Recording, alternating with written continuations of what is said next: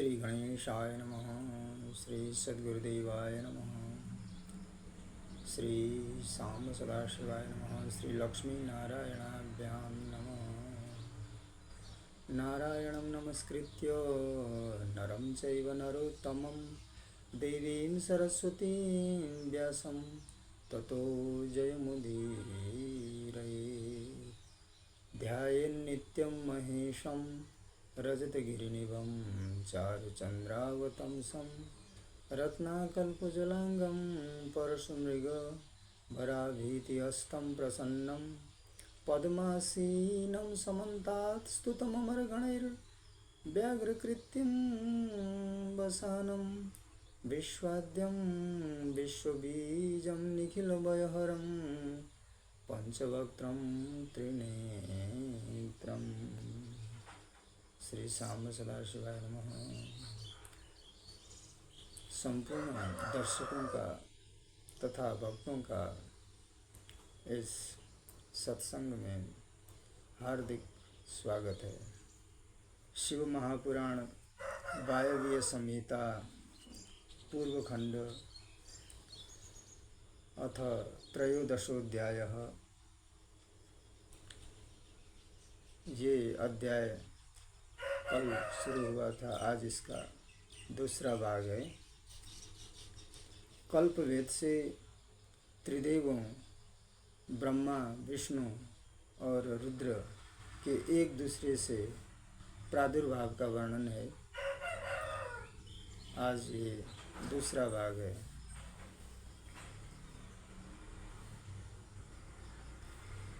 तथाप्यन्योन्यमात्सर्यादन्योन्यातिशयाशिनः तपसा तोषयित्वा स्वं पितरं परमेश्वरं लब्ध्वा सर्वात्मना तस्य प्रसादात् परमेष्ठिनः ब्रह्मनारायणो पूर्वं रुद्रः कल्पान्तरे सृजत्।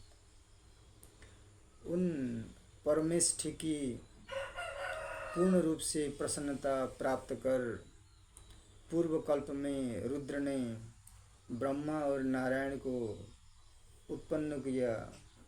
पुनः किसी दूसरे कल्प में जगन में ब्रह्मा ने रुद्र और विष्णु को उत्पन्न किया।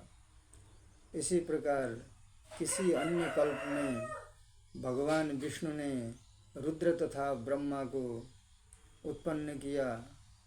पुनः किसी कल्प में ब्रह्मा नारायण को और किसी कल्प में रुद्रदेव ने ब्रह्मा को उत्पन्न किया है। इस प्रकार प्रति कल्प में ब्रह्मा, विष्णु तथा महेश्वर परस्पर हित करने की इच्छा से एक दूसरे के द्वारा उत्पन्न होते रहते हैं। महर्षिगण उन कल्पों के वृत्तांत को लेकर आपस में समुद्भव की दृष्टि से उनके प्रभाव का वर्णन करते हैं। अब आप लोग उनकी अद्भुत पुण्यप्रद तथा पापनाशक कथा को सुनिए, जो परमेष्ठि ब्रह्मा के तत्पुरुष नामक कल्प में घटित हुई थी। कल्पांतरे पुनर्ब्रह्मा रुद्र विष्णु जगन्मयः विष्णुश्च भगवान् रुद्रं ब्रह्माणमसृजत् पुनः। नारायणं पुनर्ब्रह्मा ब्रह्माणं च पुनर्भवः एवं कल्पेषु कल्पेषु ब्रह्म विष्णु महेश्वराः परस्परेण जायन्ते परस्परहितैषिणः तत्तत्कल्पान्तवृत्तान्तमधिकृत्य महर्षिभिः प्रभावः कथ्यते तेषां परस्परसमुद्भवात्। शृणु तेषां कथां चित्रां पुण्यां पापप्रमोचिनीं कल्पे तत्पुरुषे वृत्तां ब्रह्मणः परमेष्ठिनः।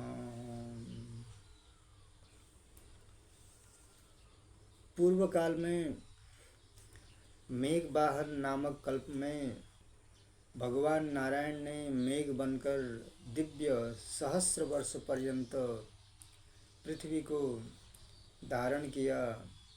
तब उन विष्णु का भाव देखकर समस्त जगत के गुरु सर्वात्मा शिव ने उन्हें सर्वात्म भाव के साथ अव्यय शक्ति दी।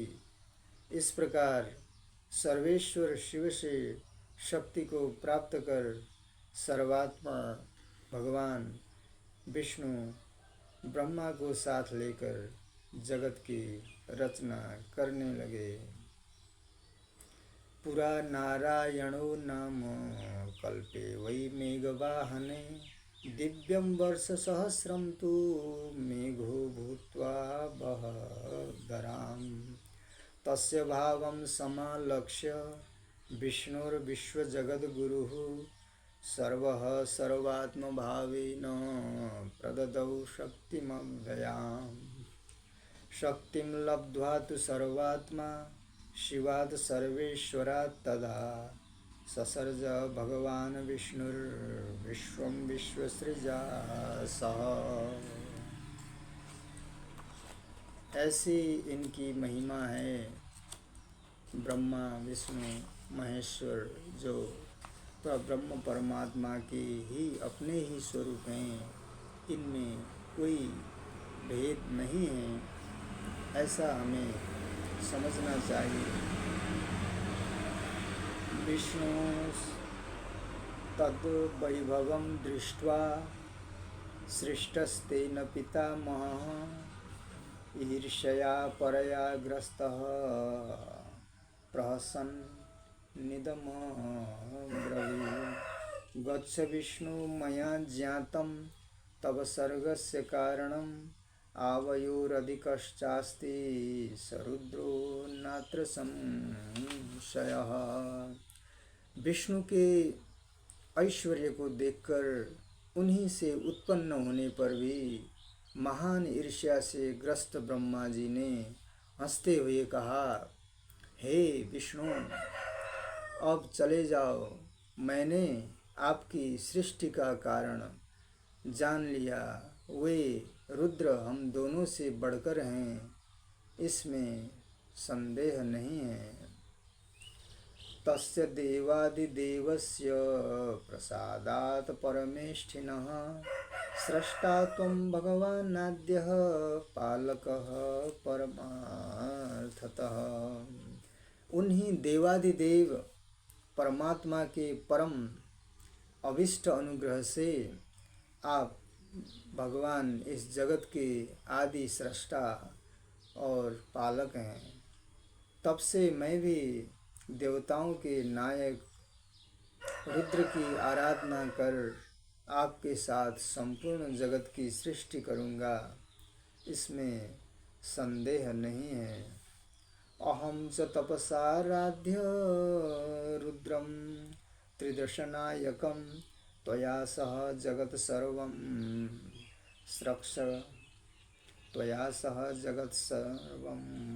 स्रक्ष्याम्यत्र न संशयः। एवं विष्णुमुपालभ्य भगवानब्जसंभवः एवं विज्ञापयामास तपसा प्राप्य शंकरम्। इस प्रकार विष्णु को उलाहना देकर पद्मयोनि भगवान ब्रह्मा जी ने तप से शिवजी का साक्षात्कार किया और वे इस प्रकार शंकर जी से कहने लगे, हे भगवन देवादिदेव विश्वेश्वर, हे महेश्वर, बाएं अंग से विष्णु तथा दाहिने अंग से मैं उत्पन्न हुआ हूँ, तो भी मेरे साथ उत्पन्न होकर विष्णु ने सारा जगत उत्पन्न किया। इस समय मैंने भी आपके आश्रय के बल पर मत्सरतापूर्वक उनको तिरस्कृत किया, चूँकि हम दोनों की समान उत्पत्ति आपसे ही हुई है और आप महेश्वर में उनकी भक्ति भी मेरी अपेक्षा अधिक नहीं है। इसलिए हे महेश्वर, जिस प्रकार पूर्व में आपने उनकी भक्ति के कारण उन पर अनुग्रह किया है, उसी प्रकार मुझ पर अनुग्रह करके वो सब कुछ प्रदान कीजिए।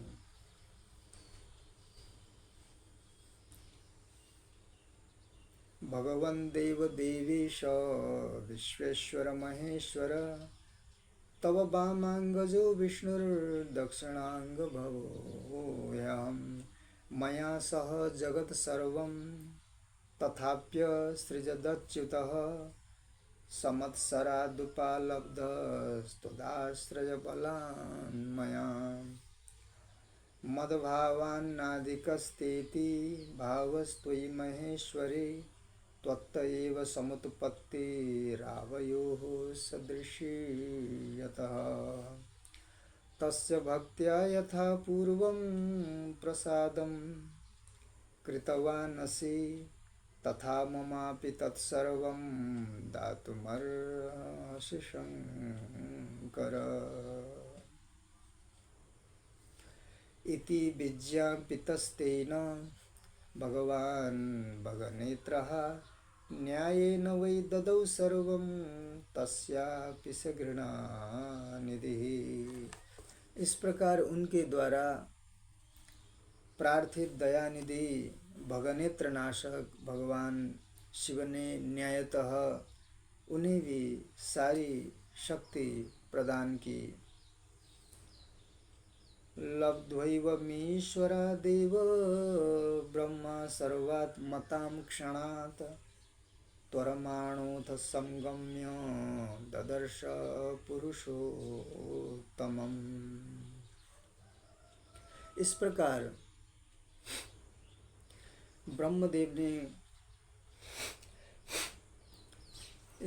ब्रह्मदेव ने क्षण मात्र में शिव द्वारा सर्वात्मता प्राप्त कर शीघ्रता से जाकर विष्णु को देखा।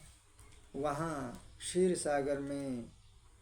सागर के मध्य में सूर्य के समान प्रकाशित सुवर्ण रत्न जटित और अपने मन से उत्पन्न किए गए धवल तथा दिव्य विमान में अनंत नाग की शैया पर शयन करते हुए कमल नयन चार भुजाओं वाले कोमल अंगों वाले सभी आभूषणों से विभूषित शंख चक्र धारण किए हुए सौम्य चंद्र बिंब के समान मुख वाले श्री वत्स चिन्ह से शोभित वक्षस्थल वाले खिली हुई मधुर मुस्कान से युक्त स्थल कमल के समान कोमल कर कमल को अपने चरण कमल पर स्थित किए हुए क्षीर सागर के मंथन से उत्पन्न अमृत के समान योग निद्रा में शयन करते हुए तमोगुण से कालरुद्र, रजोगुण से हिरण्यगर्भ,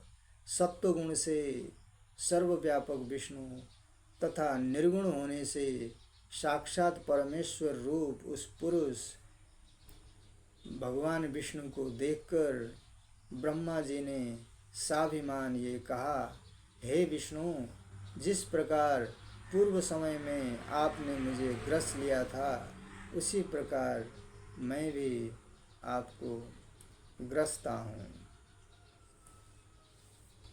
क्षीरार्णवालये शुभ्रे विमाने सूर्यसन्निभे, हेमरत्नान्विते दिव्ये मनसा तेन निर्मिते, अनन्तभोगशय्यायां शयानं पंकजे क्षणं, चतुर्भुजमुदाराङ्गं सर्वाभरणभूषितं, शङ्खचक्रधरं सौम्यं चन्द्रबिम्बसमाननं, श्रीवत्सवक्षसं देवं प्रसन्नमधुरस्मितं, धरामृदुकराम्भोजस्पर्शरक्तपदाम्बुजं, क्षीरार्णवामृतमिव शयानं योगनिद्रया, तमसा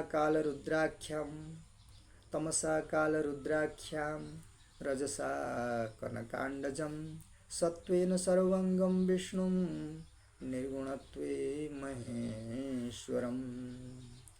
तं दृष्ट्वा पुरुषं ब्रह्मा प्रगल्भमिदमब्रवीत्, ग्रसामि त्वामहं विष्णु त्वमात्मानं यथा पुरा। तस्य तद्वचनं श्रुत्वा प्रतिबुध्य पितामहम् उदैक्षत महाबाहुः स्मतमि सच्चकार च। उनका वचन सुनकर महाबाहु भगवान विष्णु ने जागकर ब्रह्मा की ओर देखा और थोड़ा सा मुस्कुराने लगे। तस्मिन्नवसरे